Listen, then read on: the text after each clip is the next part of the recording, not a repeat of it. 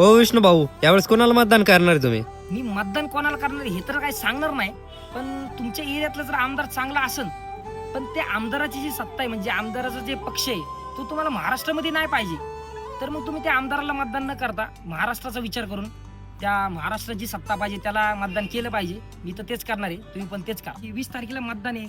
सगळ्या आपल्या मित्रांची पळापळ, आपलेच मित्र आपल्याला सांगतात की ह्याला मतदान कर, त्याला मतदान कर, कुठे कुठे पैसे पण वाटायचे चालू असतील, पण लोक तुम्हाला सांगतो कोणाचे जरी पैसे घेतले तरी ज्याला मतदान करायचंय तेच त्यालाच मतदान करतात. ही सगळ्यात मोठी एक्साइटमेंट माझ्यासाठी ही आहे की 23 तारखेला मतदानाचा रिझल्ट म्हणजे तुम्हाला सांगतो जी कार्यकर्ते महिना झाला स्टेटस टाकतात, स्टोरी टाकतात, रील टाकतात की हाच निवडून येणार, वन साइड मार्केट आहे.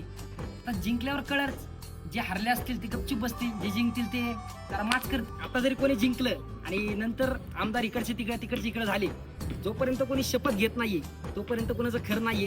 त्यावेळेस पण खूप मज्जा येणार आहे. बघू, मज्जा करू.